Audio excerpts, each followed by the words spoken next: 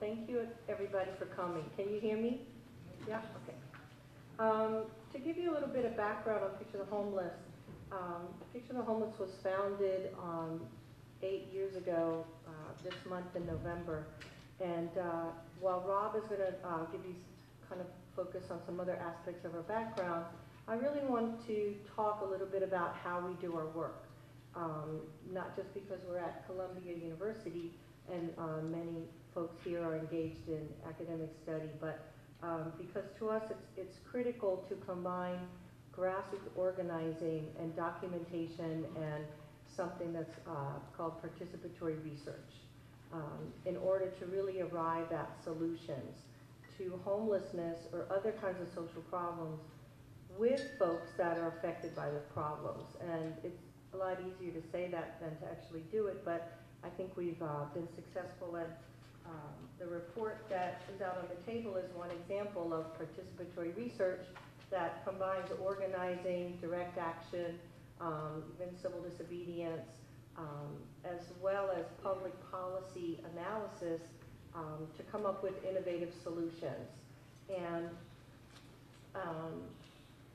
at Picture the Homeless, we've worked very hard to assert the notion that regardless of where you live, you're a stakeholder in the community that we call New York City. And when we really look at homeless folks, it really isn't accurate to say that anybody is a paycheck away from being homeless. There are folks in our city who are more at risk than others because they're poorer, and that is often also shaped, and is usually shaped, by race and increasingly by gender. So while there have been a tremendous amount of academic studies done looking at homeless people kind of in a microcosm, I was invited to Sudhir's class a couple weeks ago, and the paper really looked at a shelter as a microcosm, enclosed kind of society where people, because they were in a shelter, they were described as kind of being cut off from the rest of the city and developing values and worldviews affected by their shelter stay. In reality, people that are homeless are also, you know, neighbors and cousins and fathers and moms and have jobs and they don't lose their identity as part of multiple communities just because they've lost their housing. It may add to and enhance and change your life experience, but it does not negate who you are and where you've been. And so for us, including people who are homeless and the question of solutions to homelessness really identifies those folks not as subjects of study, but as experts and having assets that are necessarily have to be included in any real discussion of homelessness and solutions to homelessness. And not just homelessness, but housing policy, gentrification, policing practices, and so forth. So, hi.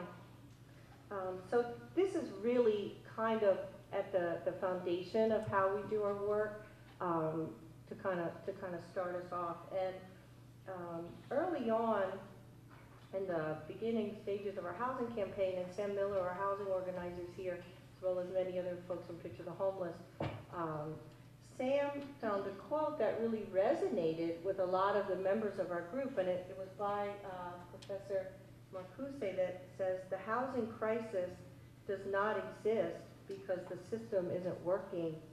It exists because that's the way the system works." And so we've been in a kind of an intellectual dialogue with Professor Marcuse since this time, because you know, people who are in poverty or who are homeless are not outside of the world of ideas. And so you know, something that we do when people find something that's interesting, they share it. We do a lot of kind of critical analysis in our campaign work. And this is something that was always one of my favorites, and so that's why it's included in our report. But it also speaks to how folks that are in a system of service provisions really identify and understand really clearly that the system is set up and there are beneficiaries to the system. There are the workers that get paid to work in that system. There are folks that may get emergency needs addressed in that system, but it really isn't doing any structural change to the economy or to the housing market that really has led to why folks are in the system in the first place. And so we spend a lot of time at Picture the Homeless, you know, grassroots organizing. You know, you get folks in the office, but then what do you do when people are there? Hi, and how you doing? And so the welfare poets are in the house, so maybe have a poem. One is enough. Anyway, one of the things that I want to throw out there to kind of challenge people in this room who are engaged in any kind of research or working in the area of homelessness or concerned about homelessness, and the other panelists are going to talk a little bit more about this, is the fact that, and this is from sociologist Talmadge Wright, and I'm just going to read it, it's a short quote. Only a handful of researchers engage in giving structural explanations for homelessness. Still fewer understand the issue as one of control and ownership of property, of land use and the distribution of resources, of poverty and city redevelopment.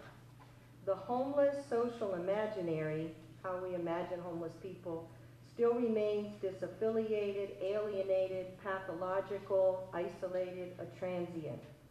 The preoccupation of researchers with the endless classificatory schemas and counting wars distorts the understanding of how poor people find themselves in a homeless condition.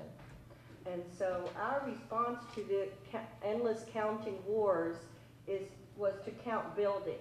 We said, well, you can't count everybody that's homeless because you don't even know who's homeless. There's people in this room right now who are homeless, but they don't have a big H on their forehead.